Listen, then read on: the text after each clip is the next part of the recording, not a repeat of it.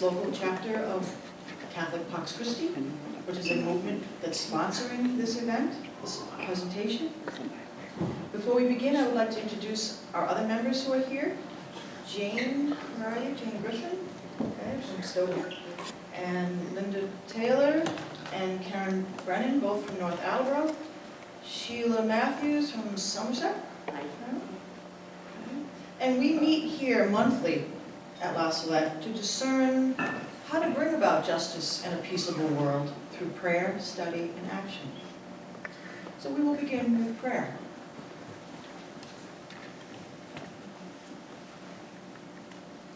God of history, holy, divine, eternal, ever-present, ever-abiding, we come to you seeking your guidance on how to truly embody a just, peaceable, and sustainable world. We come to you cognizant that our longing for peace and justice mirrors the dreams of sages past and the admonitions of the prophets of old. We pray to you to bless us with a world in which the affirmation of life and life-giving processes triumph over death and death-dealing forces. Empower us to seek to help our country's leaders recognize that the possession of nuclear weapons is immoral and that their use will never be a means to peace, only catastrophic destruction and death. Empower us to seek and pursue just and compassionate relationships and consolidate a deep respect for our common humanity by encouraging nations that possess nuclear weapons to dialogue on nuclear disarmament and sign on to the United Nations Treaty on the Prohibition of Nuclear Weapons.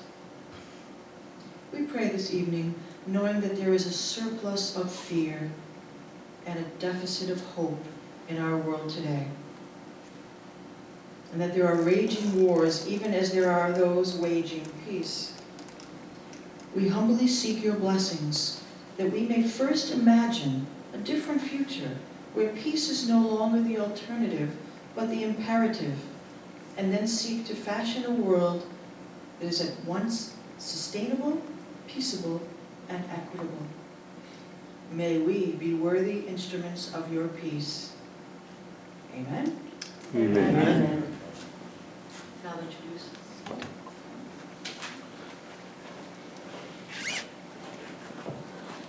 And I will lower the microphone. Can you hear me? Yes. Welcome to everybody. Thank you so much for coming out tonight. If I make this gesture, that means the document I'm talking about, we have a copy of it, it's on the back table. So we hope you'll all avail yourselves of what we have there today. My brief comments. When we, the members of Pax Christi at La Salette Shrine, began preparing for this evening last spring, the specter of nuclear devastation loomed before us, as it does now. As a group, we have just finished reading and reflecting on Archbishop John C. Wester's pastoral letter, Living in the Light of Christ's Peace, a conversation toward nuclear disarmament. Copies available. The war in Ukraine was dragging on, with nuclear posturing on both sides. The doomsday clock had just been moved up to 90 seconds before midnight. We have all grown up with this specter. Incorporating the shadow of death into our everyday consciousness is stressful. We have to wrap our heads around this thing we have that we really don't want, nuclear weapons pointed at us and at our fellow humans. A thing Pope Francis has labeled immoral. But what is the way out? Between spring and now, we've seen a glimmer of hope in the public discourse around this topic. The release of the movie Oppenheimer has placed nuclear dread squarely in the cultural moment. In August, the group International Physicians for the Prevention of Nuclear War published an editorial in more than 100 medical journals. We have copies of those available. In the Catholic world, 2 American bishops made a pilgrimage to Hiroshima and Nagasaki for the August 6th commemoration. Tuesday of this week was the United Nations International Day for the total elimination of nuclear weapons. We also find ourselves right in the middle of the Catholic Nonviolent Days of Action and the Season of Creation. People are paying attention. People are concerned. We hope ground has been plowed and our hearts have been softened enough to listen to tonight's speaker, Peter Metz. Peter is a retired MIT-educated engineer who, motivated by his faith, works on social action initiatives, chief among them the creation of a world without nuclear weapons. He is a co-chair of the Pax Christi USA subgroup for the total elimination of nuclear weapons within the decade, and is a member of the Massachusetts Peace Action Nuclear Disarmament Working Group. He co-authored a Boston Globe article in September of 2021 with internationally renowned peace activist Dr. Ira Helfand. Copies of that available. Please join us in welcoming Mr. Peter Metz.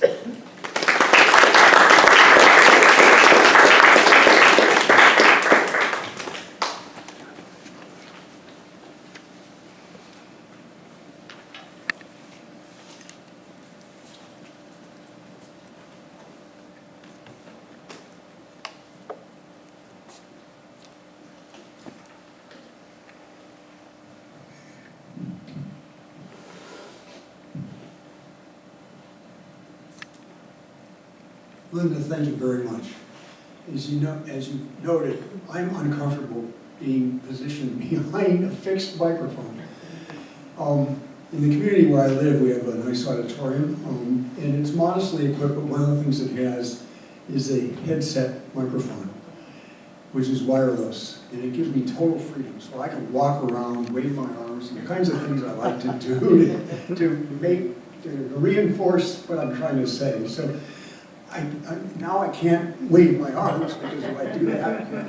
So anyway, pardon me, but I want to do it this way. I need a little more freedom than this fixed microphone gives me. I want to thank you all for coming. This is not, in many ways, this is not a pleasant message. And you probably had to ask yourself, do I really want to hear about this? There's really nothing I can do, or if he asks me to do something, it's not going to work, and it's just... So I thank you for coming, because we have to have hope, and we have to, what you see is messages we have to try, and there's some very good reasons for that. So I'm going to talk a little bit about what is the threat. Why in the world would the Pope ever brand nuclear weapons as immoral to possess? He hasn't said that about any other weapon. Okay, why are other great world leaders very concerned about it? I'm going to talk about some other aspects, like how many weapons there are, what is the military situation, what's the geopolitical situation, what's the moral perspective, what's the humanitarian perspective on this. And then most especially, I want to talk about what we can do. And there absolutely is something that every one of us can do. In some cases, it'll just be a little thing. As simple as making a telephone call to your congressman. Congressman Keating, he needs to hear from you, and I'll explain about that. And there are other things you can do. And the very last tail end here is about what we can do. The other thing I'll say is that I'd be happy to take interruptions. Okay? I've got a good timekeeper, but I don't want to just talk. I want to interact. I want you to talk. So let me begin by asking you, what questions do you want me to answer? What do you want to hear about? I'd like to hear from a couple of you. In the back. So to disarm the world. Real loud, please. To disarm the world of nuclear weapons, how can we be successful with leaders like Kim Jong-un? Very good question. Sure. When we get down to what can we do about it, what can we do to get parishes to have some kind of a moment to open people's eyes? Very, very important question. That's what, frankly, I think we need to be trying to do. Let's talk about that. I have some ideas, and I bet there's some more in this audience too. Other questions? Go ahead. How would it be, if nations agreed to disarmament, how could you verify it? You know, maybe a nation might claim, like, you know, some bad leaders might claim, but how do you really verify it, you know? Okay. So you don't trust the other side? Well, a lot of leaders there, like Putin or Kim Jong-un or Xi Jinping, don't strike you as trustworthy individuals. And you know, there are a lot of people in the world that don't trust the word of America either, so they have the same question. Well, there are some politicians in this country I don't trust. Really. Oh, it's a very, very important, it's an essential question. We have to have an answer to that. Thank you. All right, let's explore this. By the way, this clever graphic over here, because of the vagaries of the protection system, you can't see, but that's a bomb descending on the world. Oh, okay. Okay? And it's obviously a nuclear bomb aimed at the world. I didn't draw it, somebody did, and actually it's a Getty image now, it's so famous. So, what is the threat of nuclear weapons? Anybody want to try it? Anybody want to try a hand at, see, I told you I was going to have trouble with this. Anybody want to try a hand at that? What is the threat of nuclear weapons? Destruction of the world, destruction of humanity. So, destruction of the world, destruction of humanity. Really? That's pretty fearsome. Yep, Shouldn't we all be, if that's true, shouldn't we all be alarmed? yep, yep. All right, good. Yes, sir. Well, you know, naturally cities would be destroyed, but also even, say, nuclear fallout, we don't know fully a full-scale nuclear, how much fallout, rather, cities would be destroyed and the nuclear fallout would, and yeah, So would you're affect gonna- agriculture and all kinds of things, you know. Right. So you're concerned about radioactive fallout? Yeah, besides the Yeah. initial blast, the city being destroyed, even the people that survived the initial blast, live in rural areas, still, Right. the after effects, obviously. Very good, very good. I wish it was that simple. It's not. There's more to come. Okay, any other thoughts? Go ahead. I think of it as an active and unstable threat. What do you mean it's an unstable threat? I mean, there's a lot of, it's an active threat that we live with like it's sort of something stable that isn't going to happen because people are reliable. And I don't have that, there seems a greater instability in that threat at this point. Okay, so you're concerned about the instability of the people who are Yeah. behind the weapons. Yeah, What about the systems that control them? well, that too. They're very complex. We're trusting the fate of the world with these complex systems. So that's a concern too. Thank you for that. All right. Here's a depiction. Nobody has ever photographed successfully a nuclear explosion. There only have been 3. If you watched the movie Oppenheimer, how many people here have seen the movie Oppenheimer? Well, it's only about half of you. I really recommend that the other half of you go see it. Not because it tells the whole story, but because it is an important story, a very important story. And it will get you thinking, but it doesn't tell the whole story. So I'm going to try to cover a lot of things that are not in it, and only do a little bit that's in Oppenheimer. But it's a fascinating movie, very, very well told. Unfortunately, it's got some extraneous sex scenes in it, so it's rated PG-15 or something like that, which is just totally unnecessary, but you know, just skip that. The rest of the movie is really a very important story, extraordinarily well done, and very worth seeing. It's something that will be remembered by many, many people, and I think it will be good for all of us. Well, this is how I describe the threat of nuclear weapons. The end of civilization as we know it. Nothing less. And it could happen tomorrow. Climate change is a great threat. It is an existential threat to humanity. And we need to be working on climate change much more actively than we are. But climate change will take decades before it starts wiping out many people in the world. A nuclear war, whether on purpose or accidental, would wipe out most of civilization tomorrow afternoon. Read it. So how in the world could this be? how in the world did we get here? Well, you know part of the story. The U.S. developed an atomic bomb, used it 3 times, one in a test in New Mexico, proved that they could do it. It was the fearsome test. Watch the movie Oppenheimer closely and you realize the scientists weren't quite sure that it wasn't just going to blow up the world. They were relieved to discover that most of their theory was correct and it would not, but they weren't certain. So that was a pretty risky moment. Then we used the weapon in reality on 2 cities, Hiroshima and Nagasaki. And many people think that that brought the end of World War II. Many military historians say that saved 1 million lives, about 500,000 Americans who would have had to attack and overrun Japan, 500,000 Japanese who would have died in such an onslaught. Well, we also killed about 200,000 Japanese. So you might ask, is that a right equation?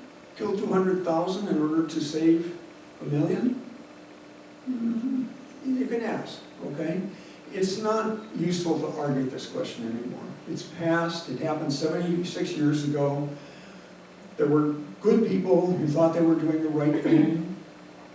Almost nobody involved in the whole thing was driven by any kind of evil motive or seeking power or any of those horrible things. They thought they were doing the right thing, and that's what I believe is going on now.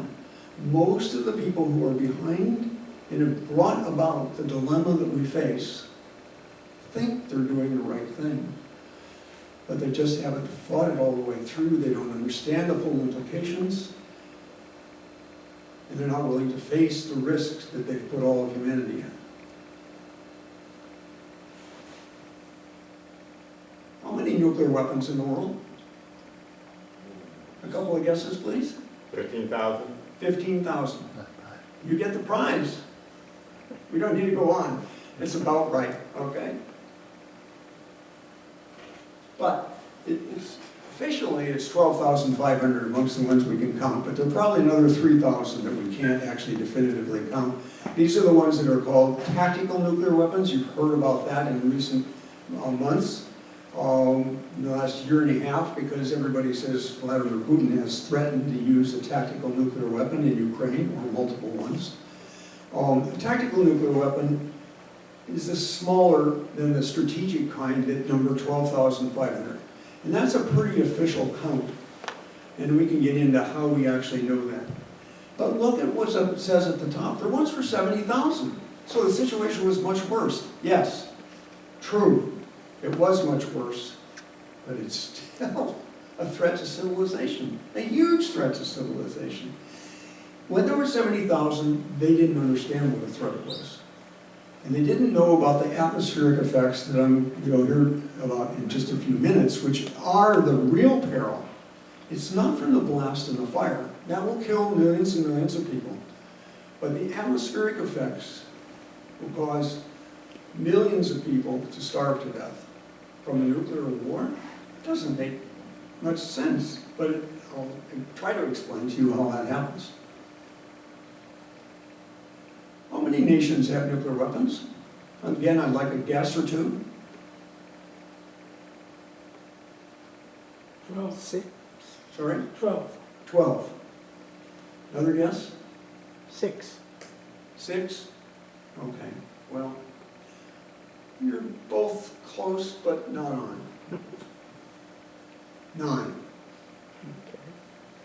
And we're very positive of this, that it's only 9 nations.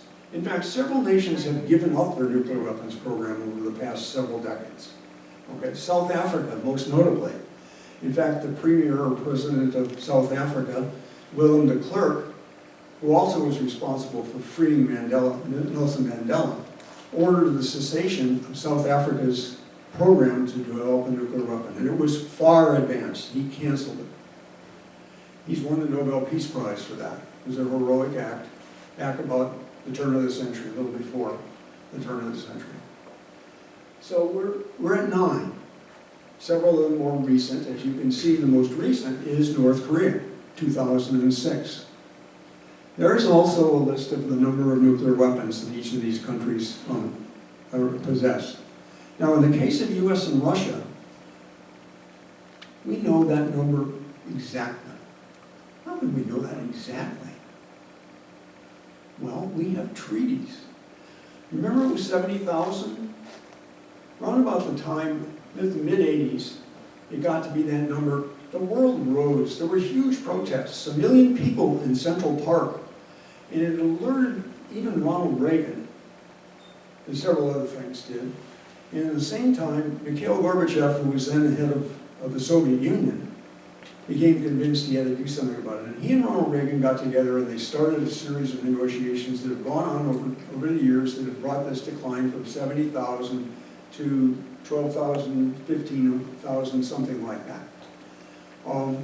Those agreements cover, they're only between the US and Russia, albeit we own, together, we own over 90% of the nuclear weapons in the world. And they only cover these so-called strategic, and I'm kind of getting into the weeds here. So the strategic ones are the big, powerful ones. The tactical ones are less powerful, just individually in any location, equally devastating, so on. Horrible. So the numbers have come down, but these numbers from US and Russia, we know exactly, because the treaties we have, the succession of treaties that we have allowed the United States to inspect, and now we're getting towards the verification question, have allowed the United States to inspect the Soviet arsenal several times a year, and allowed the Soviet Union, now it's Russia, to inspect the US arsenal and facilities several times a year. Unfortunately, those treaties, the inspection privileges in those treaties have been suspended by Russia recently as a result of the war in Ukraine, because Putin is trying to put as much pressure on us as he possibly can. But until last year, we had these inspections going on, and they were happening multiple times a year in both countries by both sides.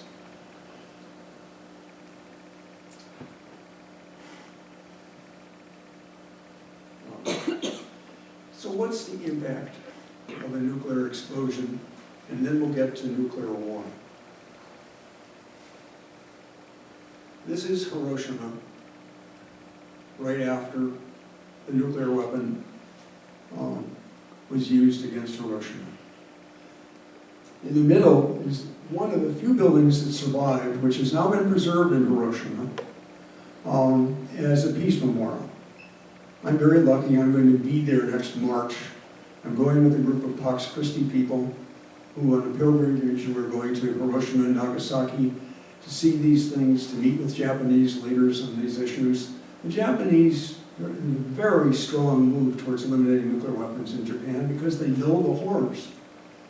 There unfortunately is another side to Japan that is increasingly saying, well, gee, maybe we ought to get nuclear weapons ourselves. So this is another danger we face. We're only got 9 nations, but there are several nations who are talking about it. If you can see this, that looks like a shadow of a person on the stone, on some stone steps. But something's missing. Where's the person who's casting the shadow? It turns out this is in Hiroshima. I'm looking forward to seeing this, not really looking forward to it, but I expect to see it when I'm there next March. This is seared into the stone steps from the atomic blast in Hiroshima. The person was vaporized, but before the person could be vaporized, the radiation cast this imprint in the stones of these steps. That's what a nuclear weapon does. Now think about multiple ones. So let me skip over a few things. That's the overview of Hiroshima, okay? Just flattened. 100,000 people, in round numbers, died in Hiroshima. 3 days later, 100,000 people died from an equal-sized bomb, which are small, by the way, today's standards, by the way. Remember, those were pioneering. Those were the first 2 weapons. The second and third weapon the United States had ever built, they were small by today's standards. 100,000 people died in Hiroshima, and roughly 100,000 people died in Nagasaki, and so on.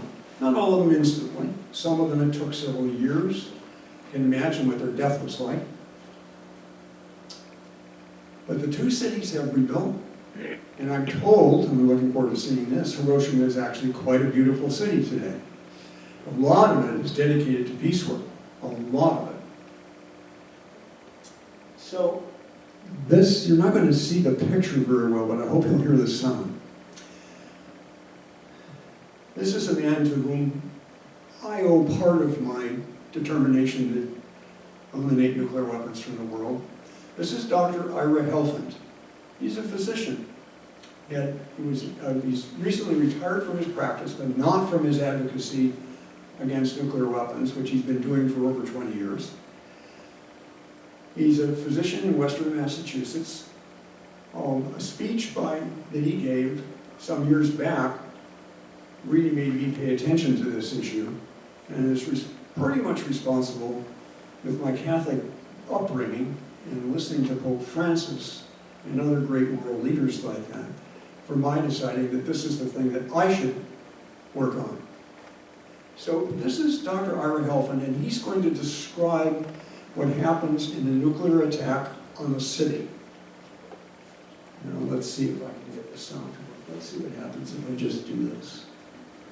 And you'll have to listen closely because he packs a lot of information into a short time. He doesn't speak very rapidly. He's one of the calmest men I know. He's far calmer than I am. I don't know how he does it. It's very hard to visualize what that would look like. So I'm going to use a model of a single very large nuclear explosion, a 20 megaton, 20 million ton bomb. The megatonnage involved in that model is actually somewhat greater than we expect would be used against most cities. The destruction I'm going to describe is actually a substantial underestimate of what will happen because you cause more damage if you use many smaller bombs and spread them out more efficiently, if you will, over the entire target area. Within 1,000th of a second of the detonation of that bomb, a firewall would form, reaching out for 2 miles in every direction, 4 miles across. Within this area, temperatures would reach 20 million degrees, hotter than the surface of the sun, and everything would be vaporized. The buildings, the trees, the people, the upper level of the earth itself would disappear. To a distance of 4 miles in every direction, the explosion would generate winds greater than 600 miles per hour. Mechanical forces of that magnitude can destroy anything that human beings can build.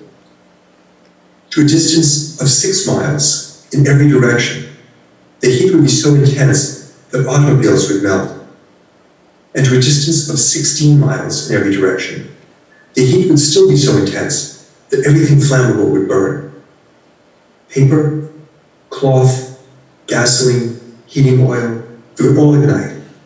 Hundreds of thousands of fires, which over the next half hour would coalesce into a firestorm, 32 miles across, covering over 800 square miles. Within that entire area, the temperatures would rise to 1,400 degrees Fahrenheit. All of the oxygen would be consumed, and every living thing would die. In the case of New York City, we're talking about perhaps 12 to 15 million people dead in half an hour. And if this were part of a large-scale war between the United States and Russia, that kind of destruction would occur in every major city in both countries. And if NATO were drawn into the conflict, most of the great cities in Canada and Europe as well. All told, perhaps 200, 300, possibly 400 million people dead in an afternoon. In addition, the entire economic infrastructure in all of these countries would be destroyed. All the things that people depend on to keep themselves alive. There'd be no internet. There'd be no electric grid. There'd be no food distribution system. There'd be no public health system. There'd be no system for distributing fuel oil, heating oil. And in the months following that attack, most people who survived the initial bombing would also die from exposure, from starvation, from radiation poisoning, from epidemic disease. But these are only the effects in the countries directly involved in the war. And we have to understand that a nuclear war of this magnitude would involve the rest of the world as well. Because a large-scale war between the United States and Russia would put something like 150 million tons of soot in the upper atmosphere, blocking out the sun and dropping temperatures across the planet an average of 18 degrees Fahrenheit. In the interior regions of North America and Eurasia, the temperatures would drop 45 to 50 degrees Fahrenheit. We have not seen temperatures on this planet that cold since the coldest moment of the last ice age. And under these conditions, which would persist for a decade or more, all the ecosystems which have evolved since the end of that last ice age would collapse. The vast majority of the human race would starve to death, and we might become extinct as a species. Even a more limited nuclear war, as might take place between India and Pakistan, would be a global catastrophe unparalleled in human history. The death toll would be in the tens of millions of immediate fatalities, and there would still be enormous climate disruption, not quite as bad as a war between the United States and Russia, but bad enough to have a catastrophic effect on food production across the planet, enough to trigger a global famine that would put billions of people at risk of starvation. This wouldn't be the extinction of our species, but it would be the end of civilization as we know it. No civilization in history has ever withstood a shock of this magnitude, and there is no reason to believe that our current delicate economic infrastructure that we all depend on would do any better. It's critically important that we understand that what I've just described is not the scenario for some bad science fiction movie. This is the danger that we are living with every day that we allow these weapons to continue to exist.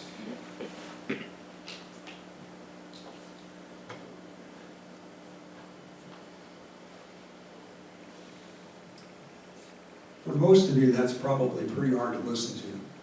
I won't play it again, but I can if you want.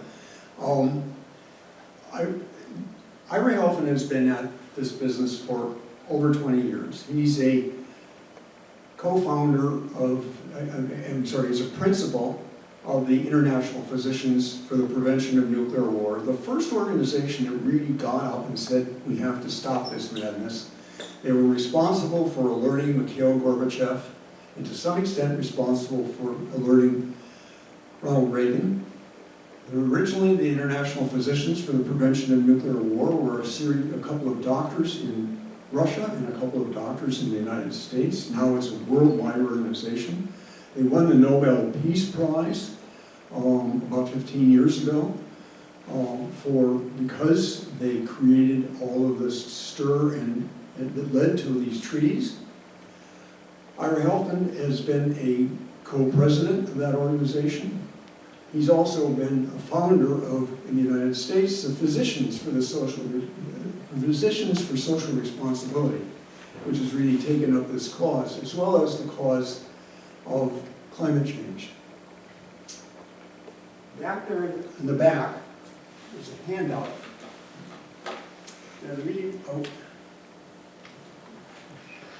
that I want you to take home, and I actually prefer